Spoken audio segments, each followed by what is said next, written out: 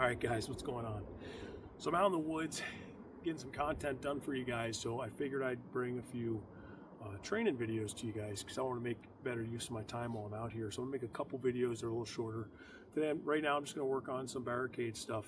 You've probably seen this before if you've been on the channel, or if you've been in the gun industry a while, you understand what this is used for.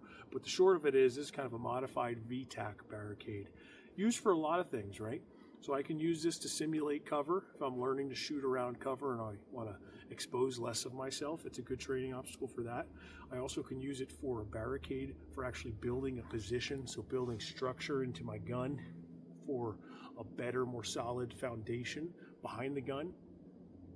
For recoil management or for wobble zone purposes, as far as my reticle not having as much wobble or movement over the target, right? So it's beneficial for that. It's also beneficial for working unconventional positions. That's why you have some of these weird slotted holes. So it forces you kind of out of your comfort zone. And one of the big things it does is it teaches you to understand height over bore, or sight offset.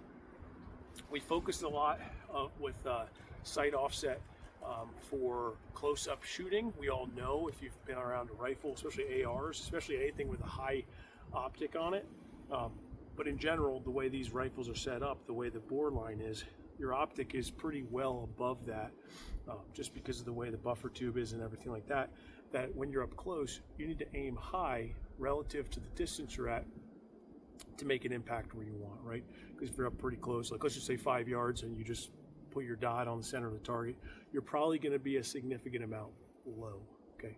So that's something we usually teach for up close purposes, but another time that you really have to make sure your sight over or height over bore is taken into account is when you're shooting around or over barricades or obstacles, right?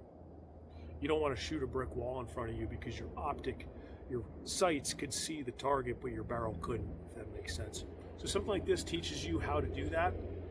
It teaches you to be more mindful of your muzzle management in relation to things around you. So it's pretty cool. I like working these. This is kind of a fun day to do it. It's just kind of a snowy, cold day out in the woods, so I don't mind getting a little muddy, rolling around in the snow and pine needles. So that's what we're going to do. I'm going to work some of these positions and just kind of get some fun reps in, bring you guys along. I got a couple rifles with me, just run 2 of my SPRs. They're kind of like my general purpose rifles, really, but they're more of like an SPR for most people's standards. So I'll be running these through some of these barricades, and I'll bust my other rifle out and I'll get a couple reps in with each probably and see where we get from there. All right, let's do some shooting. All right, I'm not gonna do it in any particular order. I'm just gonna pick some of these slots, indoor positions, just kind of work in and out of the position. So it's another thing to make sure you guys are working is actually building positions or breaking the rifle either over or under your shoulder or under your armpit, depending on how you're moving in and out of position. Like for instance, if I was going to go from this position here to another position, obviously I need to break the rifle out of the position. That's why these holes are awesome. It forces you to do that. So a couple ways I could do it. I could literally just back up, move, and then reset up, right? That's with the rifle still being connected to my body. Not the most efficient. Sometimes it doesn't work depending on your environment. So 2 other options are this. So I can either break the rifle under my armpit, just enough that my muzzle clears, and then I can rebuild, right? So under the armpit, move, rebuild the position, or I can go over my shoulder depending on the position as well. So that would involve me actually breaking the rifle like this, moving, and rebuilding. So over the shoulder, and then back on target.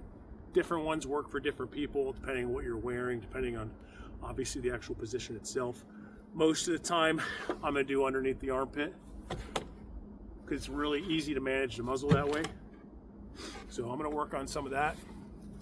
I'm just gonna work on a couple of the outside positions, and then I'll work my way down through some of the holes as well, just probably until I have to do a reload. All right, let's do it.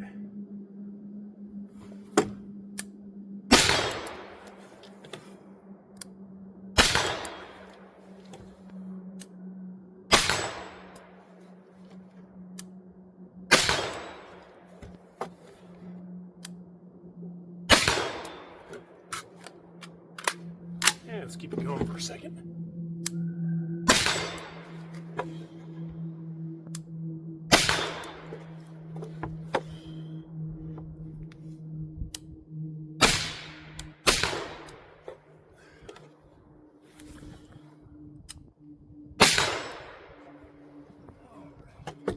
And I'll think those bottom ones, I'm not sure if I can see them.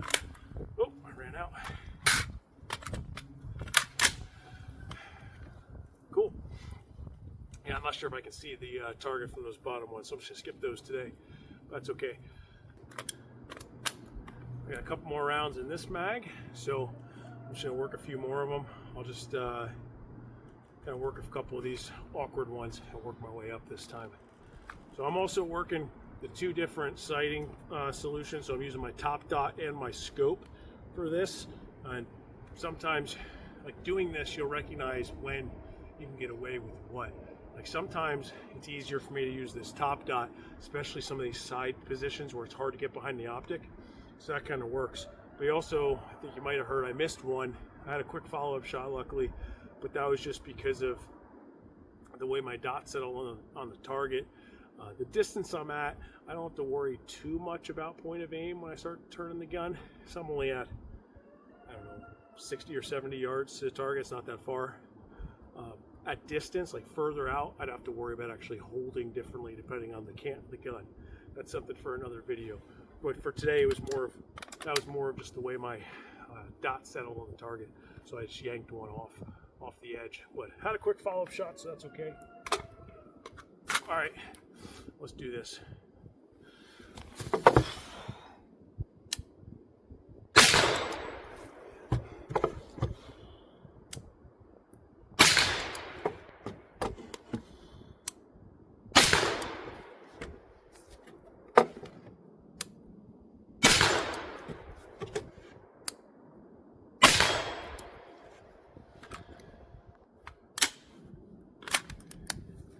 Cool. I'll change up the angle, grab a different rifle. All right, guys. I grabbed one of my other SPRs. This is my kind of my main squeeze with my Loophole Mark IV HD on it. I love this setup. It works great. But I'm gonna do a couple more reps with this one. So I know I've done some Barricade content in the past, but it's just fun. It's fun to train. That's why I'm doing it quick. So some of this might be repetitive for some of you guys if you've already heard some of these spiels from me. I know there's new people to the channel, and some guys just like you know, this kind of content, and I enjoy doing it. So it's easy for me to quick film it, bring you guys along. But another thing we work on this sort of drill for, it's just working on a skill set, right? It's not really real life. I'm not going through a bunch of different holes, shooting 1 round or 2 rounds in real life. It's building the skill set and the manipulations of the platform, right? So it's important. Well, one of the things this teaches us, or can kind of help us get a lot of practice at, is safety manipulation as well. We're working on muzzle management. We're also working on positively IDing our target, that sort of thing, because it can be tricky looking through some of these small holes and making sure you're on the right target, or even finding your target in the first place. This is a skill set we're working on, right? So if you've never done this, working a VTAC Barricade, it can be a little awkward your first time or two until you kind of learn some of the nuances to the positions. And it's just, like I said, it's fun. But the safety aspect is, I know this is a concept that's kind of foreign to some guys, or if you're old school, it might be foreign to you. But most relevant instructors and or training programs currently to date are training with the purpose of running the safety on the rifle in a manner of, if your sights are not on target, your safety's on. So if I'm manipulating the rifle from one position to another, I manipulate the safety as well. If that makes sense. So anytime I'm not actively looking down sights on target, safety's on. I know that's kind of foreign to some guys, but it's important. I think it's important that we train it that way. You build it into your subconscious and you don't even realize you're doing it. And it doesn't really take any more time. Guys focus on that and they make it seem like you're gonna die in the streets just because you run your safety, and I think that's a bunch of BS. Learn to run the gun, learn to manipulate it the way it's intended to be run. Use the safety The way these are designed, they're so ergonomic, they're so easy to run the safety. Once you've done it a little bit, you won't even think about it. It's absolutely going to be second nature after you've put a little bit of time in. So that's my spiel on that. So when I'm working through these different positions, the safety's going on and off. I know it looks weird if you guys aren't used to it. I'm building the skill set in, okay? And it's pretty simple. If I ran the whole drill and purposely didn't run the safety, it would be like the same time. It'd be very negligible compared to me running it and running the safety. There's so many more things to it. There's so many things that people aren't focused on, like I said, PID, muzzle management. Actually learning to run these things in the first place, the safety's really not that big of a deal once you learn to run one. So hopefully that makes sense. Hopefully that you guys kind of understand, kind of buy into that. If you guys are doing any type of modern training, you're probably going to be expected to run the gun like that at those training environments. So just learn to do it, put the time in. There's good reason to, right? Anyway, got this thing loaded. I'll stop talking. I'm gonna just work a few more of these positions in no particular order. I kind of like just changing it up. Sometimes guys will do like, top to bottom, but I kind of like just shifting around just because I'm getting some good quality reps in. But let's do it.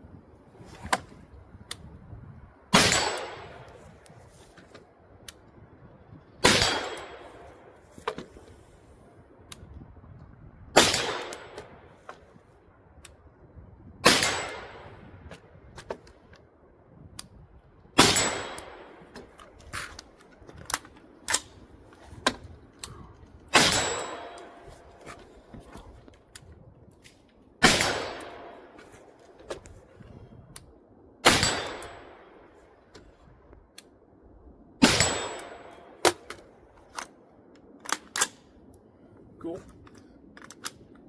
Got a couple more rounds left, I think. All right. It's cold, but I think what I'm going to do is I'm going to shoot these last 5 rounds, and I'm going to do some with pistol, I think. I'm just going to sink in and do these last couple rounds just in this one position.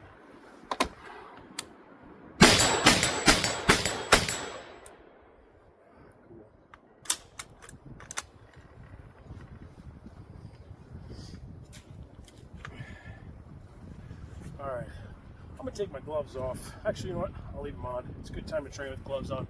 I'm gonna run pistol on this for a second. I'm at, I don't know, probably at least 60 yards, maybe a couple more. C-zone steel is what I'm gonna shoot the pistol at. So, not too hard. The awkward part's gonna be doing it from these like weird positions with a handgun.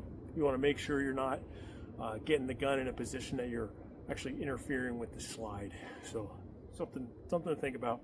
I'm gonna try it. It's been a long time since I ran a handgun on the VTech Barricade, but I'm just gonna do the different positions just to work on some kneeling positions, and I'm gonna work on some of these spots too. So I don't know. Let's see if I can do it.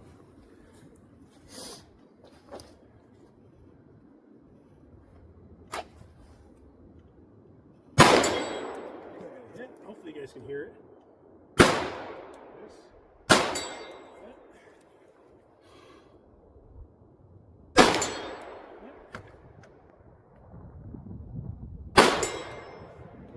Hopefully you can hear those hits. This is awkward with gloves on. Here's where it's going to get weird.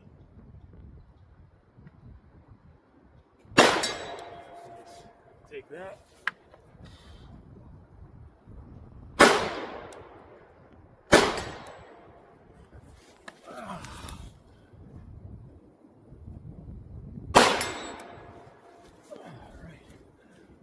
Surprising myself getting some more hits than I thought I would.